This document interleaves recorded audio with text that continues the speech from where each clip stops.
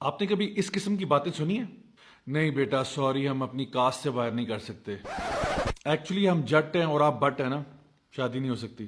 Actually وہ ابو نہیں مان رہے، وہ ایکچولی ہم راجے ہیں آپ خواجے ہیں، شادی نہیں ہو سکتی. اصل میں آپ لوگ بنگالی ہیں نا، ہم پاکستانی ہیں، شادی نہیں ہو سکتی. ایکچولی وہ آپ گجر ہیں اور ہم ارائی ہیں. You guessed it. I think اگر آپ لوگ ایک چھوٹا سا سروے کریں اور پورے پاکستان میں یہ پتہ کرائیں کہ اکثر شادیاں کیوں نہیں ہوتی، تو ان کے پیچھے ایک بہت بڑی وجہ یہ ہے کہ ہم لوگ یہ سمجھتے ہیں کہ اگر ہماری کاسٹ سے کوئی بندہ باہر ہے تو اس سے رشتہ بالکل بھی نہیں کیا جا سکتا. اب اس کے پیچھے کیا حکمتیں ہیں، آئیے دیکھتے ہیں.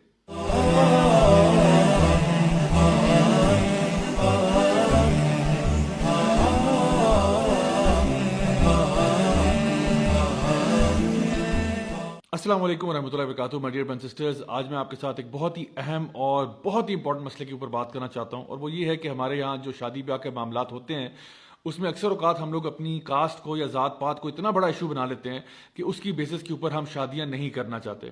حالانکہ یہ بات جو ہے یہ قرآن مجید کے بالکل خلاف ہے. اللہ سبحانہ تعالیٰ قرآن مجید میں سورہ حجرات کی آیت نمبر 13 میں یہ بات واضح طور پر ارشاد فرماتے ہیں، یا ایھا الناس انا خلقناکم من ذکر و انثی وَجَعَلْنَاكُمْ شُعُوبًا وَقَبَائِلَ لِتَعَارَفُوا إِنَّ أَكْرَمَكُمْ عِنْدَ اللَّهِ يَتْقَاكُمْ إِنَّ اللَّهَ عَلِيمٌ خَبِيرٌ.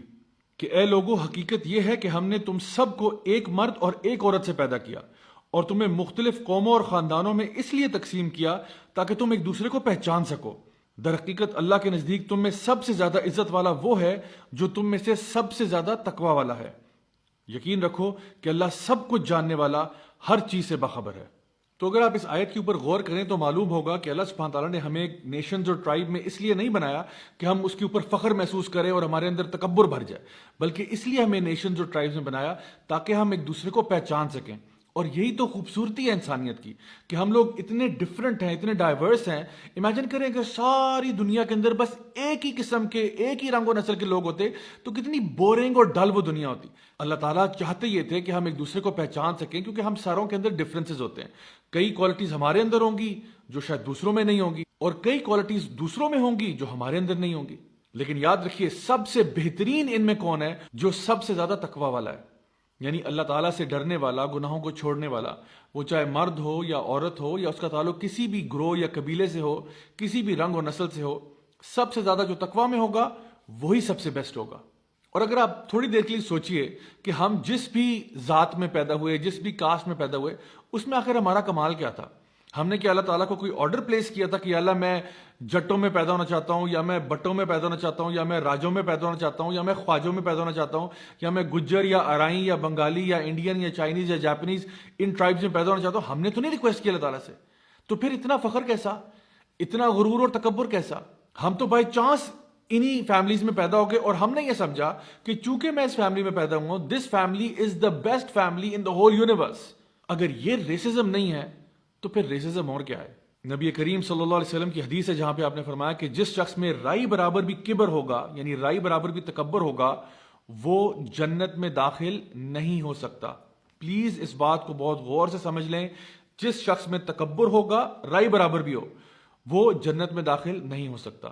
صحابہ نے پوچھا، یا رسول اللہ، یعنی ہم اچھے کپڑے پہننا پسند کرتے ہیں، ہمیں اچھے جوتے پہننے کا شوق ہے، تو کیا یہ تکبر ہے؟ آپ نے فرمایا نہیں، تکبر یہ ہے کہ تم دوسروں کو اپنے سے کم تر جانو. یعنی ہمارے معاملے میں جب ہم دیکھتے ہیں، اپنی ٹرائب کو ادھر سمجھنا، دوسروں کو اپنے سے کم تر سمجھنا، اور یہی کہنا کہ بھئی ہم تو یہاں شادی نہیں کر سکتے، یہ تو پتہ نہیں کون لوگ ہیں، یہ تو ہم تو یہاں ان کو گھاس بھی نہیں ڈالتے، یہ کیسے لوگ ہیں. اس قسم کا تکبر اپنے اندر ہونا، آپ نے فرمایا یہ تکبر ہے. اور تکبر یہ بھی ہے کہ جب حق بات آپ تک پہنچے تو اس کو جھٹلا دینا. کیا ہم لوگ چاہتے ہیں کہ ہم اپنے تکبر کی وجہ سے جہنم کی آگ میں دھکیل دیے جائیں؟ کیا ایسا تو نہیں ہے کہ ہمارے دلوں کے اندر تکبر بھرا ہوا ہے؟ اگر ہے تو آج ہی فیصلہ کریں کہ اس تکبر کی میل کو ہم اپنے دلوں سے صاف کر دیں گے.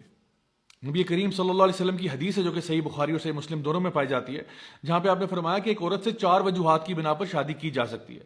یعنی اس کا مال دیکھا جا سکتا ہے، اس کی خوبصورتی دیکھی جا سکتی ہے، اس کا حسب نسب دیکھا جا سکتا ہے اور اس کا دین بھی دیکھا جا سکتا ہے، لیکن آپ نے کہا کہ سب سے پہلے اس کا دین دیکھا کرو۔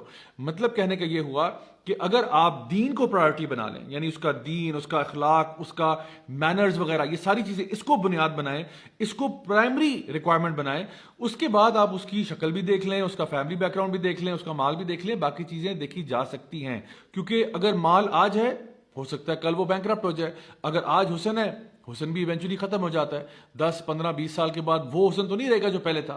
اسی طرح سے اگر اس کی فیملی آج بہت بڑے خاندان سے اس کا تعلق ہے، ہو سکتا ہے کل کو اگر اس کی فیملی میں کوئی کرپشن کا کیس سامنے آ جائے تو سارا کا سارا معاملہ خراب ہو جائے گا۔ اور اگر ایک لڑکی جو ہے وہ دین والی ہوگی، اگر ایک لڑکا بھی دیندار ہوگا تو کم از کم وہ اپنے اسپاؤس کے ساتھ ناانصافی نہیں کرے گا، انجسٹس نہیں کرے گا، اس کو ہمیشہ یہ بات پتا ہوگی کہ بھئی میں نے مرنے کے بعد اللہ کو جواب دینا ہے، تو میں کیوں اپنی بیوی پہ ظلم کروں، یا بیوی سوچے گی کہ کیوں میں اپنے ہسبینڈ کے لیے لائف ڈیفیکلٹ بناؤں جب میں نے جا کے اللہ کو جواب دینا ہے، اور اللہ مجھ سے پوچھے گا کہ میں کس قسم کی بیوی تھی، یا ہسبینڈ سے پوچھا جائے گا کہ وہ کس قسم کا شوہر تھا۔ میں آپ کو ایک لڑکی کا واقعہ سناتا ہوں جنہوں نے میرے ٹیچر کو ای میل پہ یہ کہا تھا کہ میرے والد صاحب میرے ساتھ ہی رہتے ہیں نیو یارک میں، اور وہ میرے لیے شادی کرنا اتنا مشکل بنا رہے ہیں کیونکہ میں ایک بنگالی فیملی سے بلانگ کرتی ہوں، اور وہ یہ چاہتے ہیں کہ نیو یارک شہر کے اندر رہتے ہوئے وہ میری شادی کسی ایسے بنگالی شخص سے کروائیں جو کہ ہمارے قبیلے اور ٹرائب کا ہو۔ اب سبحان اللہ، آپ سوچیں کہ وہ شخص ان کو کہاں سے ملے گا، اور وہ ڈھونڈے جا رہے ہیں کہ نہیں جب تک ہمیں اپنی ٹرائب کا لڑکا نہیں ملتا ہم نے شادی نہیں کرنی تمہاری۔